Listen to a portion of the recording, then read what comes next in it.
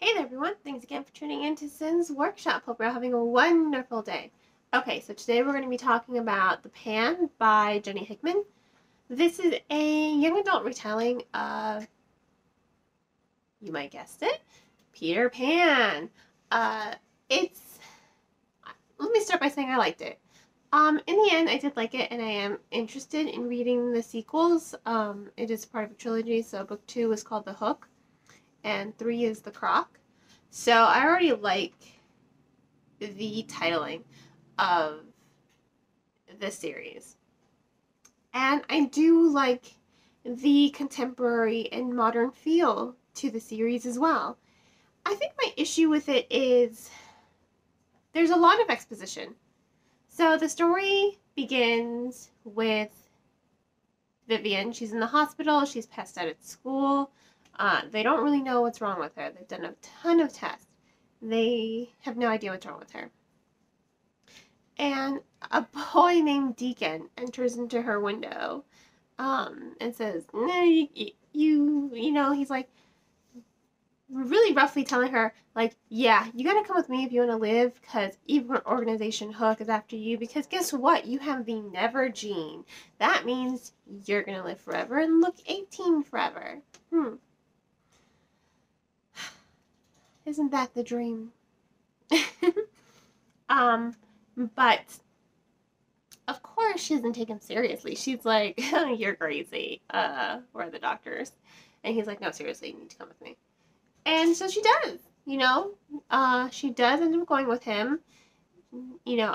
She leaves the hospital with him. It takes her a while to actually go to him and really trust him because, she is an orphan. She lost her parents at a very young age. She currently lives in foster care. She's about 17, I think, 17, 18. I forgot what age the Never gene activates. I think it's 18 because it's like you look 18 forever, so duh. So Hook ends up coming to her house after she escapes by flying off the roof, by the way, with this strange boy who just appeared out of nowhere. So she's kind of had her world flipped upside down. But when Hook comes to her house, she realizes, okay, this is serious. I need to get out. I need to leave. And so she does, she follows the notes he left behind for her. Be like, look, change your mind, take the bus and go here. So she does. And they reunite. It's a really fast-paced opening. Let me say that. The first 2 chapters, very fast-paced, very engaging for the readers story-wise. You really don't get a sense of who these characters are because it's mostly just action. Like everything I just told you, you're just moving. So you don't really get a chance to really connect to the characters. Once she's at the Neverland Academy, and it doesn't take place in Neverland, they just call it Neverland. Never gene, Neverland, kind of get it. So once she's there, she's pretty much learning everything. The history of what it means to be a lost kid, lost girl, lost boy, lost kid, and what it means to be 18 forever and pretty much be immortal. Pretty much. They're pretty much immortal. I mean, they can still die, but it's hard to kill them. So there's a lot of exposition, and it really does slow down the story. And once again, you're not really getting the sense of who these characters are. They're just kind of going through the motions of telling the story and connecting. And this is what I did like. I do like how Hickman connects the story to J.M. Barrie's, which I have right here, to Peter and Wendy. I do like how she connects to this story. She makes this kind of real in a way. Peter Pan knew J.M. Barrie. He knew J.M. Barrie, and he told him his story, and so in this novel, he decided to write the story for anyone who has the never gene. Be like, if you have the never gene, find Peter. That's the message this story is supposed to give to readers. That they're not alone, that there are other people like them, that there's a Neverland does exist in the real world. And I think that that was interesting, and I do like how clever that was. In my opinion, it's clever because I feel like it really does bring some realism to this story, and it really does ground the story of Peter Pan, Peter and Wendy, and this story in the real world. So you don't really have to suspend your belief a lot. You're just kind of reading the story and you're enjoying it, and it grounds you in the story. But, you know, there is a ton of exposition. I feel like it takes too long to develop the story. We really don't know much about Hook. They're just this evil organization. We get to meet Hook operatives, but we don't know what exactly their goal is. Now, I'm okay with that because there is a sequel titled The Hook. So there's a lot of mystery in this novel, and I think if the author had decided to just make this a standalone or not really solidify the Hook foundation and the Hook versus Pan subplot in this story, I would be disappointed in reading it. But I do like that there's this air of mystery. I do like how there are loose ends to the story, because now it makes me interested in reading the sequel. There's enough detail in the story to create that sort of interest for the reader.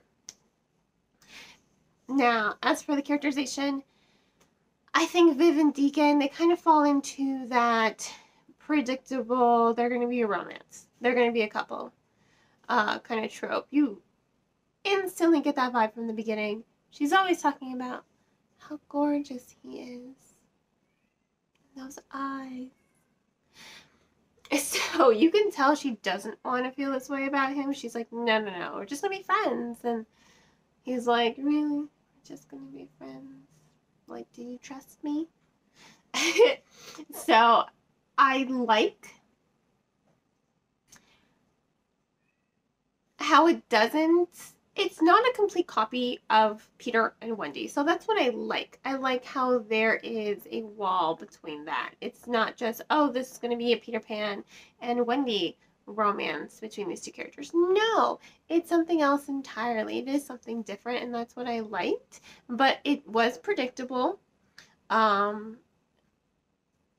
there is enough tension in their relationship and in how their friendship and romantic relationships develop. There's enough tension because he is a descendant. I think he's Peter Pan's grandson or great-grandson. So he has been, you know, he's grown up in this world. He knows a lot of its secrets that they're kind of keeping from Viv. So that does create some tension. And there are secrets in this organization. In any organization, there are going to be secrets. What I also like is how Hickman kind of noted on being immortal isn't all it's cracked up to be. Their bodies aren't aging, but their minds are still aging. You've got 18-year-old looking people who have dementia and Alzheimer's. And those are some really sad scenes. And then you have other people, you know, their kids didn't get the never gene. It never activated. So you have people and they're watching their kids grow up. They're watching their kids die.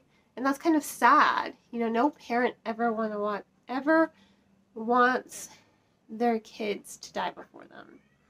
So you kind of see that it's not all it's cracked up to be. So I really did like that. I think it did add a measure of depth to the story. But once again, you know, lots of exposition. That's where my main issue was, because it kind of did bore me a little bit while I was reading it. You know, I was intrigued with the detail. I was intrigued with the mystery of the Hook organization and the tension between Hook and Pan. I wanted to know more about that, which is why I kept reading. So ultimately, I do think it ended on a good note for me, because if a book makes me interested to see what's going to happen next, then the author's done their job. That means it's not a terrible book. It did need more work on the characterization, fleshing out those character dynamics, and making it more relatable to the reader.